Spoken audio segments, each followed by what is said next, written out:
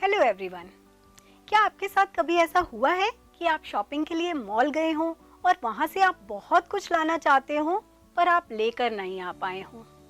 आज हम इसी से रिलेटेड एक कॉन्सेप्ट के बारे में डिटेल में समझेंगे, जिसे इकोनॉमिक्स में फंडामेंटल इकोनॉमिक प्रॉब्लम या प्रॉब्लम ऑफ चॉइस भी कहते हैं।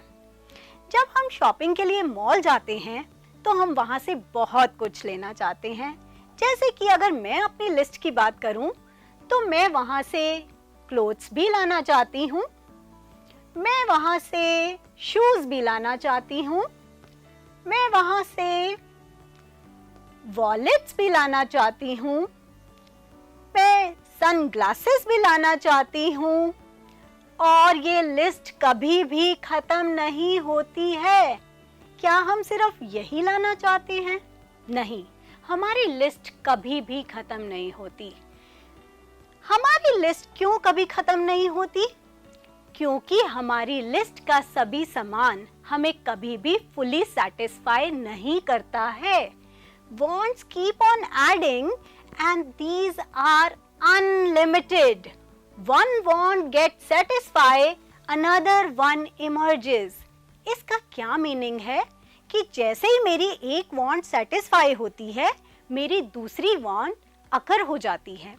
जैसे कि अगर आप 11th-12th के स्टूडेंट्स हैं और आप कार या बाइक या स्कूटी, हो सकता है आज आप स्कूटी लेना चाहते हैं।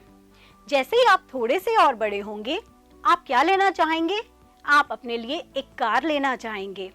जैसे ही आप थोड़े से और बड़े होंगे, आप कुछ और डिमांड करेंगे, maybe a higher model of car. तो क्या आपकी वांट कभी भी फुलफिल हो रही है, सेटिस्फाई हो रही है? जी नहीं, आपकी वांट कभी भी खत्म नहीं होती। जैसे कि मैंने आज खाना खाया और आज खाना खाने के बाद थोड़ी देर बाद मुझे फिर भूख लग गई, मुझे फिर से कुछ चाहिए। तो कुछ ऐसी वांट होती हैं जो बार बार अकर होती रहती हैं और कुछ ऐसी वांट होती है जो न्यू अकर होती रहती हैं। So we can say that human wants are unlimited. हम सब की वांट्स अनलिमिटेड होती हैं, कभी भी खत्म नहीं होती हैं and they are never fully satisfied, कभी भी सेटिस्फाइड नहीं होती हैं। न्यू वांट्स अकर होती ही रहती हैं। Human wants are unlimited. जो हम लाना चाहते हैं वो सभी सामान हम इसलिए नहीं ला पाते हैं क्योंकि हम सबके पास लिमिटेड अमाउंट ऑफ रिसोर्सेज होते हैं। We have limited amount of money और रिसोर्सेज, और इसीलिए हमें चूज करना पड़ता है what to buy and what not to buy. हम क्या खरीदें और क्या ना खरीदें। जैसे हम मॉल जाना चाहते हैं तो मैं मॉल से लाना तो बहुत कुछ चाहती हूँ, लेकिन फिर मैं देखती हूँ कि मेरे वॉलेट में तो सिर्फ 5000 रुपीज हैं। अब इन 5000 से मैं सारा सामान तो नहीं लेके आऊंगी, तो मुझे चूज करना होगा कि मैं क्या लेके आऊं और क्या ना लेके आऊं।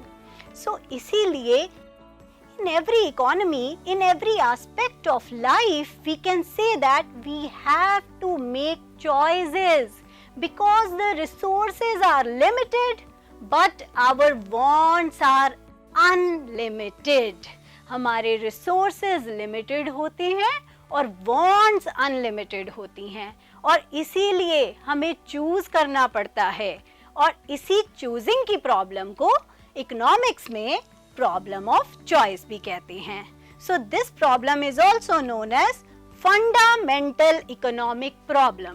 सो fundamental economic problem is basically a problem of choice that arises due to limited or scarce resources. So scarcity leads to choice and this choice leads to fundamental economic problem. अब हमने बात की कि सामान हम ला नहीं पाते हैं, पर कुछ सामान हम ला भी पाते हैं। तो कुछ ऐसी जरूरत की चीजें होती हैं जो हमें जरूर चाहिए, जिनके बिना हम रह नहीं सकते हैं, और कुछ ऐसी चीजें होती हैं जिनके बिना भी हम रह सकते हैं। तो आइए बात करते हैं what is the difference between need and want. Needs are something which are very necessary for the survival. जो जिंदा रहने के लिए हमें चाहिए, जिसके बिना हम रह नहीं पाएंगे. And wants are the things which people may like to have, but these are not always realized. जो हम सब चाहते तो हैं पर हमेशा फुलफिल नहीं होती. जैसे कि हमने शॉपिंग मॉल के लिस्ट बनाई थी, हम बहुत कुछ लाना चाहते थे बट हम सब कुछ ला नहीं पाए. सो वांट्स के बिना भी हम रह सकते हैं पर नीड्स के बिना हम रह नहीं सकते. फॉर एग्जाम्पल, अगर मैं खाने की बात करूं, इफ आई एम हंग्री, तो basic food will be a need. But if I want a variety in food items, मुझे पिज्जा भी चाहिए, मुझे बर्गर भी चाहिए, then that will become my want. तो अभी तक हमने बात की दो फंडामेंटल इकोनॉमिक प्रॉब्लम के एस्पेक्ट की. The one is resources are limited and the second is human wants are unlimited. Now let us understand one more aspect of fundamental economic problem. Suppose there is a piece of land. How can we use this land? हम इस land को किस तरीके से use कर सकते हैं? So there can be so many uses of this land. इस लैंड पे स्कूल भी खोला जा सकता है, इस लैंड पे हॉस्पिटल भी खोला जा सकता है. Someone may like to convert this land into a farmland. तो इसके कई तरीके के यूज हो सकते हैं और इसे कहा जाता है resources have alternative uses. Alternative uses of resources means the different ways in which resources can be used. जैसे कि उस लैंड के कई तरीके के यूज हो सकते थे, उसी तरह as you can see, water can be used for washing utensils, for watering plants, for brushing, for washing clothes and for drinking also. So हमने देखा कि resources के बहुत सारे प्रयोग किए जा सकते हैं and this is called resources have alternative uses. So today we have learnt about the main factors of fundamental economic problems. So there are basically three factors of economic problem. The first one is resources are limited. Now when we are talking about resources, resources सिर्फ और सिर्फ पैसा या money नहीं होता है. Resources can be coal, petroleum, electricity and so on. और ये सभी limited हैं.